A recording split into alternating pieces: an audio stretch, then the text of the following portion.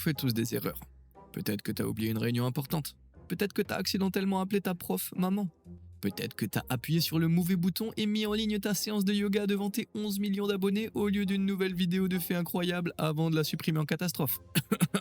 Bon, peu importe à quel point ton erreur était embarrassante, tu peux te rassurer en te disant qu'elle n'était pas si grave. Enfin, pas comparé à l'oubli d'un simple interrupteur qui a plongé toute une ville dans le chaos, ou à un seul boulon mal serré qui a provoqué une fusion catastrophique. Alors prépare-toi à te sentir un peu mieux dans ta peau parce qu'aujourd'hui, on va découvrir des petites erreurs qui ont eu d'immenses conséquences.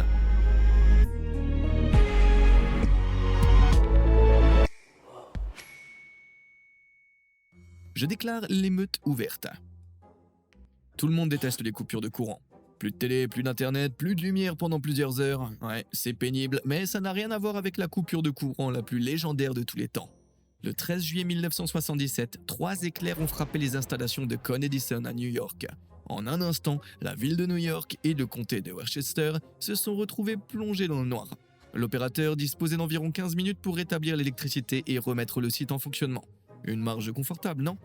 Eh bien, pour y parvenir, cet opérateur devait actionner une série d'interrupteurs dans le bon ordre. Malheureusement, pour les habitants de New York, cet opérateur, dont on ignore le nom, s'est trompé. Il a oublié un interrupteur et à cause de cette erreur, la ville est restée privée d'électricité pendant 25 heures. Bon, les New-Yorkais ont la réputation d'être raisonnables, calmes et posés, alors... non, bien sûr que non. Ils ont immédiatement déclenché la plus grande émeute que la ville n'ait jamais connue. Des magasins ont été pillés, les infrastructures publiques vandalisées et des voitures incendiées. La ville a complètement sombré dans le chaos. Résultat, 1000 incendies, 1600 pillages et 3700 arrestations. On estime qu'un seul interrupteur oublié a coûté près de 260 millions d'euros de dégâts à la ville. Cependant, cette panne géante a eu une autre conséquence totalement inattendue, la naissance du hip-hop à grand public. À l'époque, le matériel professionnel de mixage et de musique coûtait extrêmement cher et était réservé à une clientèle aisée. Une fois ce matériel volé, il était devenu brûlant, ce qui signifie que la police cherchait activement à le récupérer. Les pilleurs ont donc dû le revendre rapidement avec d'énormes rabais. La plupart des acheteurs étaient de jeunes habitants modestes des quartiers populaires de New York qui n'auraient normalement jamais pu se l'offrir. Soudainement, une toute nouvelle génération de musiciens a eu accès au matériel nécessaire pour créer la musique dont elle rêvait. Et le hip-hop est passé d'un genre niche à un phénomène national en seulement quelques années. Peut-être qu'ils avaient actionné un autre interrupteur, mon rêve de voir naître la techno-country serait devenu réalité. Alors, cette panne géante valait-elle le coup pour qu'on finisse par avoir Run DMC et Tupac ? Dis-moi ce que t'en penses dans les commentaires, et n'oubliez pas de liker la vidéo et de t'abonner pour encore plus de contenu incroyable. Bref, passons à la suite. Révélation en flammes. Quand les futurs parents organisent une fête pour révéler le sexe de leur bébé à naître, est-ce qu'il y a vraiment quelqu'un d'autre qu'eux que ça intéresse ? Quoi ? Je vais arrêter d'être ton ami si tu attends une fille ? Bon, aussi absurde que je trouve ces fêtes, au moins elles ne sont pas dangereuses. Enfin, elles ne l'étaient pas avant le 5 septembre 2020, quand Angela et Refugio Jiménez ont décidé de voir les choses en grand. Ils ont organisé une réunion dans les bois près de leur maison à Eldorado, en Californie, et ont voulu rendre la révélation mémorable avec quelques effets pyrotechniques. Visiblement, ils avaient tous les deux la tête dans les nuages à cause du bébé parce que les feux d'artifice et les forêts sèches en été, ça fait pas bon ménage. Surtout qu'en septembre 2020, il était environ 11 degrés plus chaud que les étés précédents. Une bombe fumigène, parfaitement synchronisée, a fini par enflammer une branche, qui a enflammé une autre branche, puis une autre. Disons simplement que la situation a dégénéré très très vite. L'incendie s'est propagé rapidement dans les bois desséchés, et peu après, les maisons et bâtiments voisins étaient en flammes. L'été particulièrement sec a rendu le feu extrêmement difficile à maîtriser, et il a continué à faire rage pendant 23 jours, un record. Pendant ce temps, des familles ont dû évacuer leur domicile, des routes ont été fermées à cause de la fumée, et de nombreuses entreprises ont dû suspendre leurs activités. Quand l'incendie a finalement été contrôlé, il avait ravagé plus de 9300 hectares, détruit 15 entreprises, 5 maisons et coûté la vie à un pompier. Le brasier a coûté environ 35 millions d'euros de dégâts, et au bout du compte, la famille Jiménez a été inculpée pour 30 infractions. Le prénom et le sexe du bébé n'ont jamais été révélés publiquement après sa naissance. Si c'était un garçon, j'espère qu'ils l'ont appelé Bruno. C'est difficile d'imaginer que les feux puissent provoquer autant de dégâts. Pourtant, même sans incendier une forêt, ils restent dangereux. Tu me crois pas ? Regarde ça.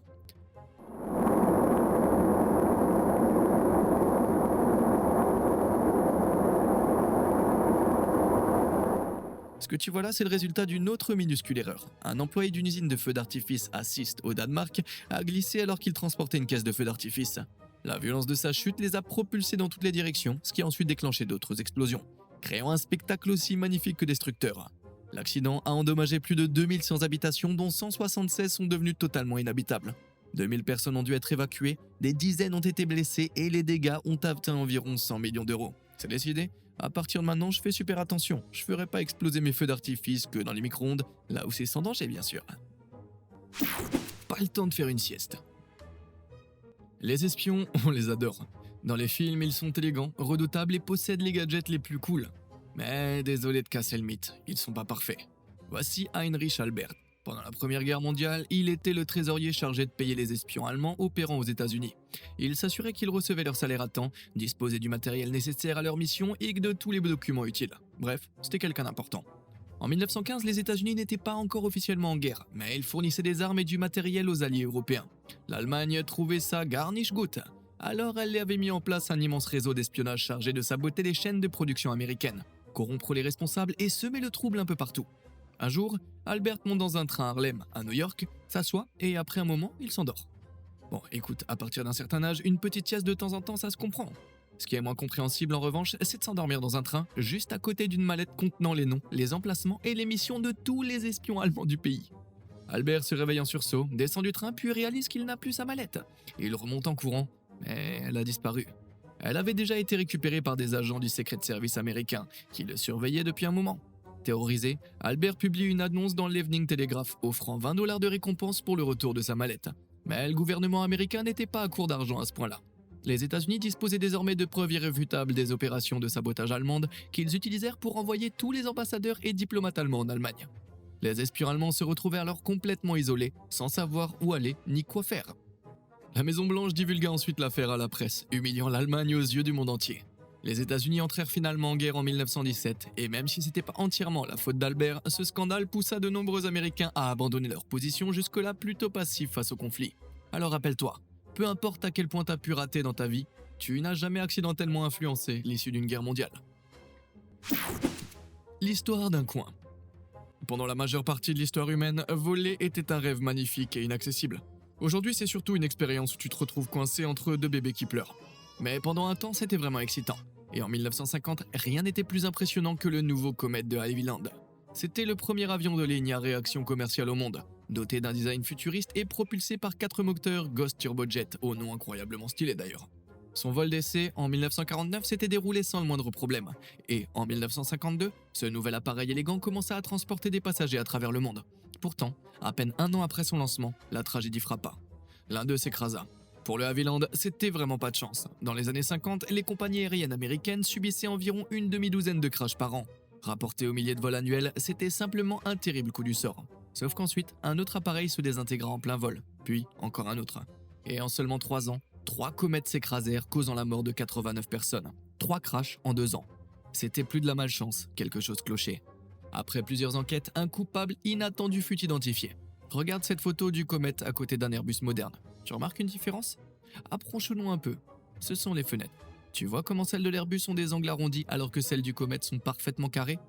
En ingénierie de véhicule, un angle droit est considéré comme un amplificateur de contrainte. Quand une force s'exerce sur un objet, c'est souvent à cet endroit qu'il finit par casser. Pense par exemple à une barre de Toblerone. Les cassures se font toujours au niveau des angles. Les fenêtres carrées du fuselage du comète étaient particulièrement vulnérables aux contraintes. Après tout, elles se trouvaient à l'avant d'un avion volant à environ 725 km/h. Après plusieurs vols, ces fenêtres carrées cédaient là où les fenêtres arrondies auraient tenu bon. C'est triste à imaginer, mais cette simple décision esthétique a fini par coûter la vie à de nombreuses personnes. De Havilland a immédiatement revu la conception de ses avions, et depuis, aucun avion de ligne n'a plus jamais utilisé de fenêtres carrées.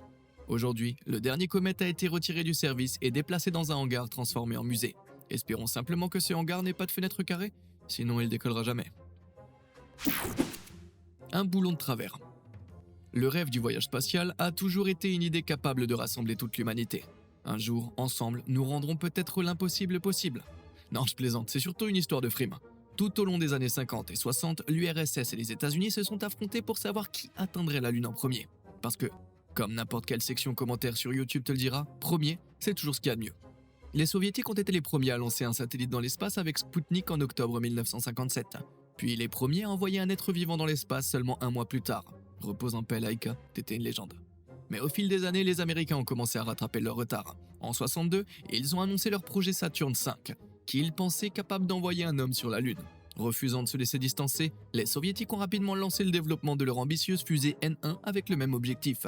La course était serrée jusqu'au 3 juillet 1969, lorsque la N1 décolla magnifiquement, avant de revenir très peu glorieusement s'écraser sur Terre. L'événement fut une tragédie qui coûta la vie aux cosmonautes à bord et brisa le moral soviétique. À l'époque, la boule de feu provoquée par la N1 constituait la plus grande explosion d'origine humaine jamais observée en dehors de la bombe atomique. La catastrophe fit perdre des années à l'URSS, aussi bien économiquement que sur la scène internationale. Pour aggraver encore les choses, la Saturn V américaine décolla sans le moindre problème seulement 13 jours plus tard, le 16 juillet 1969. Les États-Unis posèrent un homme sur la Lune et le reste appartient à l'histoire. Mais ça aurait pu être très différent. Tu vois, cette explosion catastrophique qui a changé le cours de l'histoire aurait été causée par un seul boulon, desserré. Ouais, il s'avère que peu après le décollage, un boulon mal fixé de la N1 a été aspiré dans une pompe à carburant. Là, il a rebondi à grande vitesse, perturbé l'alimentation en carburant et déclenché une gigantesque boule de feu. Sans cette minuscule erreur, on verrait peut-être aujourd'hui le drapeau soviétique figé à jamais sur la Lune. Les enfants, vérifiez toujours votre travail. L'énorme boulette du Titanic. On connaît tous l'histoire du Titanic, ce paquebot prétendument insubmersible qui s'est aventuré dans l'Atlantique, qui a heurté un iceberg et a sombré dans les eaux glaciales, coûtant la vie à environ 1500 personnes. Au fil des décennies, les causes exactes de la catastrophe ont été analysées sous tous les angles, surtout par James Cameron, et les accusations pointent souvent vers un seul homme, Fred Fleet. Il était vigié à bord du Titanic et son travail consistait à repérer les obstacles dans l'eau. Il devait donc être sacrément mauvais pour ne pas avoir vu cet énorme iceberg, non ? Eh bien, comme beaucoup d'histoires liées au Titanic, la réalité est plus complexe et plus tragique qu'elle n'y paraît. Peu avant le départ du Titanic, les dirigeants de la compagnie décidèrent qu'ils voulaient absolument intégrer le marin expérimenté Henry Wilde à l'équipage. Comme Wilde était très qualifié, plusieurs membres d'équipage furent rétrogradés pour lui faire de la place. Et c'est là qu'intervint David Blair. Lui aussi était un marin expérimenté, mais contrairement à Wilde, sa présence n'avait pas été spécifiquement demandée. Les responsables estimèrent qu'une rétrogradation serait insultante pour lui. Alors, ils le retirèrent complètement du voyage. Après tout, avec Wilde à bord, ce ne serait plus nécessaire. C'est alors qu'une petite erreur aux conséquences tragiques se produisit. En quittant le navire, Blair oublia de transmettre quelque chose de petit mais d'extrêmement important à son remplaçant, une clé. Cette petite clé ouvrait un casier essentiel situé dans le nid de pie du navire. Et qu'y avait-il dans ce casier ? Les jumelles de Fred Fleet. À cause de cette malheureuse série d'événements, Fleet ne put accéder à ses jumelles la nuit de la catastrophe. Il voyait donc beaucoup moins bien autour du navire et ne vit l'iceberg que trop tard. Fleet survécut au naufrage, mais fut rongé par la culpabilité jusqu'à la fin de sa vie. Devant le Sénat, il déclara que s'il avait eu ses jumelles, il était persuadé qu'il aurait évité la catastrophe. La clé fut retrouvée plus tard et vendue aux enchères de 2007 pour 90 000 livres sterling, soit environ 230 000 € aujourd'hui. Même si à un moment donné, elle valait techniquement bien plus que ça. Pause cigarette express. Cette histoire est importante parce qu'elle parle de danger du tabac. Non, je parle pas de détruire tes poumons, de développer une addiction ou de provoquer de graves problèmes de santé. Je parle de dégâts matériels, eh oui. Notre histoire commence en Ukraine, dans le village au nom incroyablement facile à prononcer de Novobodanivka. Tu vois, du premier coup. Même si le village était un peu modeste, il cachait un immense secret. Niché dans les collines pittoresques de Novobodanivka, se trouvait un dépôt de munitions contenant 92 000 tonnes de matériel explosif. On y trouvait des armes, des munitions et des explosifs dont le pays n'avait plus vraiment l'utilité. Tout ça avait simplement été stocké après la chute de l'Union soviétique dans les années 90. Malgré tout, ces munitions avaient de la valeur, et les gardes étaient chargés de surveiller le dépôt. Le problème, c'est que passer des heures à regarder un bâtiment gris et déprimant, ça devient vite ennuyeux. Alors ils ont fait ce que beaucoup d'Européens désœuvrés feraient pour tuer le temps, ils ont fumé des clopes. Ce qui s'est passé ensuite n'est pas totalement clair, mais selon une version des faits, un garde aurait jeté un emballage graisseux de Burger King dans la poubelle de la zone fumeur. Au fur et à mesure que les soldats écrasaient leurs cigarettes dans le cendrier prévu à cet effet, l'endroit était devenu nauséabond. Les gardes ont donc décidé de quitter la zone fumeur officielle pour se rapprocher du dépôt de munitions. Quelle qu'en soit la raison, l'un d'eux a laissé tomber ou a lancé par inadvertance une cigarette allumée, et catastrophe. Sans surprise, quand tu empiles une montagne d'explosifs les uns sur les autres, il est très difficile d'en faire exploser un seul. Une explosion en a provoqué une autre qui a déclenché des incendies, lesquels ont entraîné encore davantage d'explosions. Cette réaction en chaîne lente mais continue a rendu toute intervention sécurisée impossible. Au total, les explosions ont duré 8 jours entiers et leurs effets ont été ressentis dans une zone de plus de 390 km². Plusieurs personnes ont perdu la vie, de nombreux autres ont été blessés et 35 000 habitants ont dû être évacués. Au final, l'incident a causé environ 390 millions d'euros de dégâts. Quelques années plus tard, l'Ukraine a subi un autre incendie catastrophique dans un dépôt d'armes à Balaklava. Mais cette fois-ci, ça n'a jamais été confirmé que les fumeurs étaient responsables. Mais ça m'étonnerait pas du tout que ce soit le cas. Le voyant trompeur. Ça t'est déjà arrivé d'être exaspéré par une décision de conception absurde? Une porte à tirer sans poignée par exemple, ou une prise électrique impossible à atteindre? Bon, ça pourrait être pire. Au moins ces erreurs de conception n'ont pas provoqué une fusion nucléaire le 28 mars 1979. Le petit et discret îlot de 3 Mile Island près de Middletown en Pennsylvanie a rencontré un sérieux problème. Cette petite île sans histoire abritait un réacteur nucléaire qui était sur le point de surchauffer. Une panne mécanique empêchait les pompes d'envoyer de l'eau à travers les générateurs de vapeur de la centrale, chargés d'évacuer la chaleur au cœur du réacteur. Heureusement, la solution était incroyablement simple, fermer une vanne.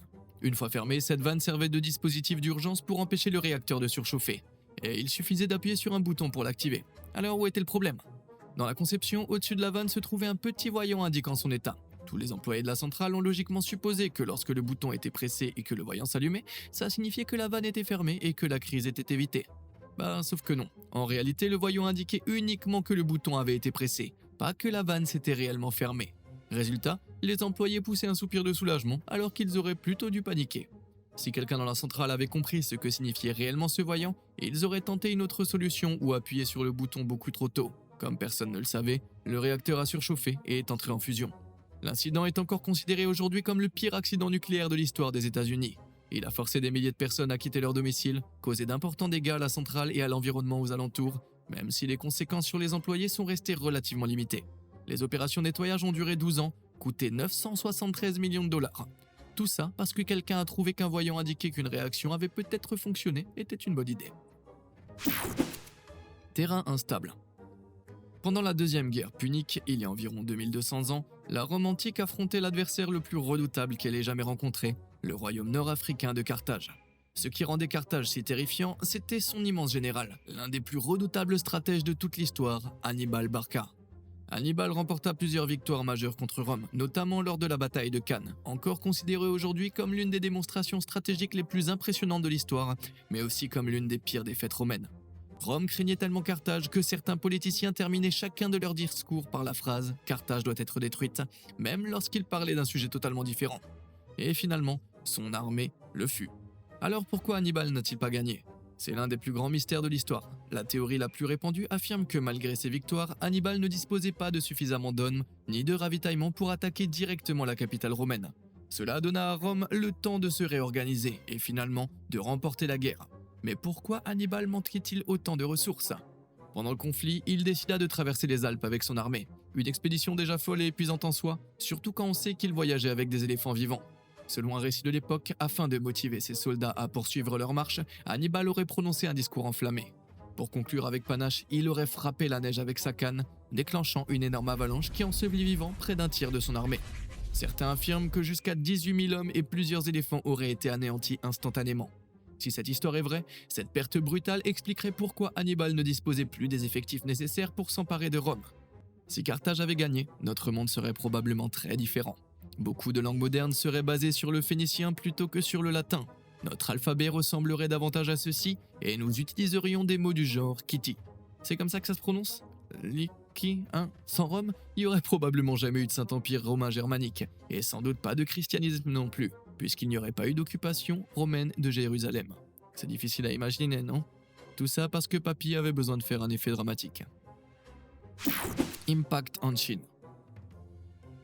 1995 a été une grande année. Windows a lancé un système d'exploitation qui allait conquérir le monde, Michael Jordan a fait son retour triomphal sur les parquets, et d'une manière ou d'une autre, le film où on tire sur des gorilles avec des lasers alimentés par des diamants est devenu un succès. Pour le Japon en revanche, cette année reste associée à un seul événement catastrophique, le séisme de Hanshin. Ce tremblement de terre monstrueux de magnitude 7,3 s'est produit tôt dans la matinée du 17 janvier. En plus d'avoir causé la mort de 5500 à 6500 personnes, il a entraîné près de 175 milliards d'euros de dégâts. Même si une grande partie de cette destruction était inévitable, il existe un domaine où les choses n'auraient pas dû tourner aussi mal, l'axe de Kobe. Il s'agit de la principale liaison entre les villes de Kobe et d'Osaka, qui accueillait l'imposante autoroute Hanshin. Construite en 1966, cette infrastructure était censée résister aux secousses sismiques. Pourtant, ce ne fut pas le cas et le pont s'effondra. Pourquoi? Une analyse réalisée après la catastrophe suggère que la structure souffrait d'un ancrage insuffisant des armatures, ainsi que d'une résistance aux cisaillements inadéquate. Pour simplifier, l'ancrage correspond à la manière dont une structure est reliée au béton, tandis que la résistance aux cisaillements désigne la capacité à empêcher certaines parties de glisser les unes par rapport aux autres. Chacune de ces erreurs est déjà problématique individuellement, mais sur une structure censée résister aux tremblements de terre, leur combinaison s'est révélée catastrophique. En seulement 20 secondes, le temps qu'a duré le séisme, le pont s'est déformé puis effondré. Les dégâts étaient si importants qu'il a fallu le reconstruire entièrement pour un coût d'environ 4 milliards d'euros. Comme tu peux le voir, lorsqu'il s'agit d'ingénierie civile, tout doit être parfait. Et il faut l'entretenir régulièrement les infrastructures pour qu'elles le restent. Prends ce stade de football à Arnhem aux Pays-Bas par exemple. Après une victoire de 2021, les supporters chantaient et sautaient de joie quand ceci est arrivé.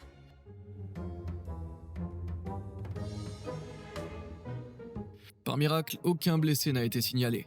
Même si les supporters en ont ri, le maire, Hubert Bruls, a trouvé l'affaire beaucoup moins drôle, conscient que la situation aurait pu être bien pire. Une enquête officielle n'a pas identifié une cause précise, mais elle a révélé que la structure avait été construite dans les années 1930 et n'avait pratiquement bénéficié d'aucune maintenance depuis. Et si tu es américain et que tu te moques des infrastructures japonaises et européennes, prépare-toi à redescendre sur Terre, parce que selon certaines estimations, jusqu'à 25% des infrastructures américaines risquent de devenir inutilisables avec des conséquences potentiellement désastreuses. Regarde simplement l'effondrement du métro Dome en 2010.